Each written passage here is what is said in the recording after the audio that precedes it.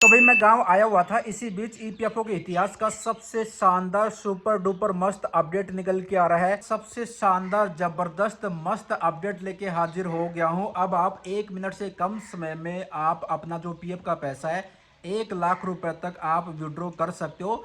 और जैसे request submit करेंगे वैसे ही पीएफ का पैसा आपके बैंक अकाउंट में क्रेडिट हो जाएगा। जैसे कि हम किसी को पैसे भेजते हैं तो तुरंत पैसे क्रेडिट हो जाते हैं दूसरे के बैंक अकाउंट में, तो ऐसे ही जैसे आप पीएफ विड्रॉ की रिक्वेस्ट सबमिट करेंगे तुरंत आपके बैंक अकाउंट में पीएफ का पैसा क्रेडिट हो जाएगा। आप यूपीआई के माध्यम से आप 1 लाख रुपए तक आप विड्रॉ कर सकते हो, निकाल सकते हो। ना ही ईपीएफओ में कोई फॉर्म भरना है, ना ही यूएन मेंबर पोर्टल पर लॉगिन करके कोई फॉर्म अप्लाई करना है, ना ही कंपनी की जरूरत है। सिंपल आपको 2-3 स्टेप फॉलो करने पड़ेंगे और तुरंत पैसा आपके बैंक अकाउंट में क्रेडिट हो जाएगा।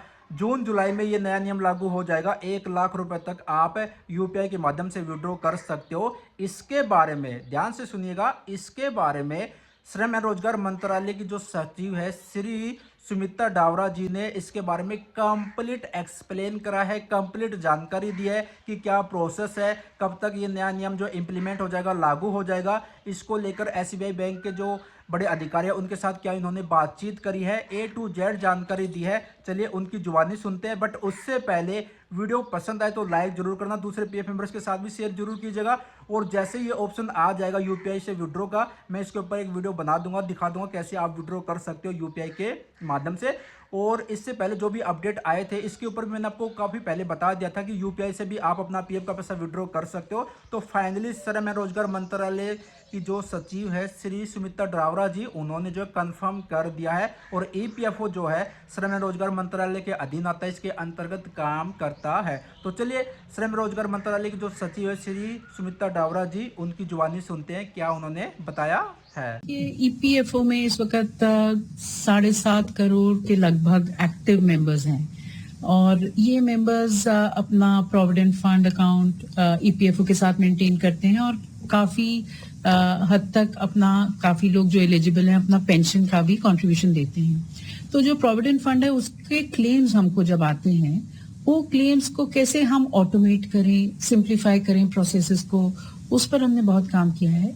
और काफी कुछ तो हम टाइम टू टाइम बताते रहे हैं कि हमने ऑटोमेट करे हैं क्लेम्स अप टू 1 लाख, हमने सिंप्लीफाई करे हैं प्रोसेसेस, हमने काफी हद तक सेल्फ करेक्शन करा है, मैंडेटरी चीजें कई जो अननेसेसरी थी उनको हमने रिमूव करा है।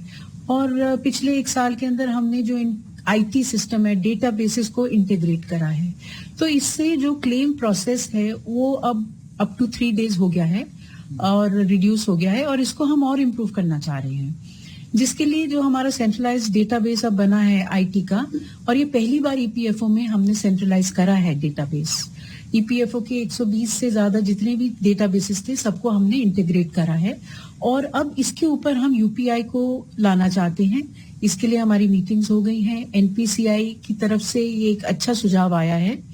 हमने state bank of India, NPCI सभी से बात करी और ये सुझाव हमने एक रिपोर्ट बनाकर अब ईपीएफओ को दी है मंत्रालय से कि यूपीआई को अब सेंट्रलाइज्ड डेटाबेस हमारा जैसे हो गया है और इसकी जो इम्प्रूवमेंट अप्रैल में टेस्टिंग सब कंप्लीट हो जाएगा, तो मई के महीने में towards the end of May हम उम्मीद कर सकते हैं कि यूपीआई का फ्रंट एंड हो जाएगा ईपीएफओ के क्लेम्स प्रोसेस पे, जिससे हर मेंबर के लिए जब वो क्लेम करते हैं उनको क्लेम्स के लिए ईपीएफओ का खाता दिख जाएगा यूपीआई पे और वो अपना ऑटो क्लेम में क्लेम कर पाएंगे, अप्लाई कर पाएंगे और उसका इमीडिएट अप्रूवल जहां पर एलिजिबिलिटी के हिसाब से वो सब इनबिल्ट होगा आईटी सिस्टम में, वो इमीडिएटली उनको एक क्रेडिट आ जाएगा यूपीआई के ऊपर।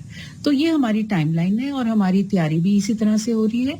और जैसे मैंने कहा, जैसे ही हमारा सेंट्रलाइज्ड डेटाबेस स्टेबलाइज हो जाता है, जिसमें 2-3 हफ्ते और लगेंगे, ये यूपीआई का फ्रंट एंड हम इस पर बनाएंगे। देखिए, जो हमने एनपीसीआई के साथ मीटिंग्स करी हैं और जो उनका हमने एक अडॉप्ट कर लिया है रिकमेंडेशन और ईपीएफओ को हमने कम्युनिकेट किया है, वो ऐसा है कि आप यूपीआई पे अपना खाता देख पाएंगे जब आप क्लेम करना चाहते हैं। और ऑटोमेटिक क्लेम, ऑटोमेटिक सेटलमेंट हमने 1 लाख तक रखी है। पिछले साल तक ये 50,000 थी, हमने इसकी सीलिंग बढ़ाकर 1 लाख कर दी है।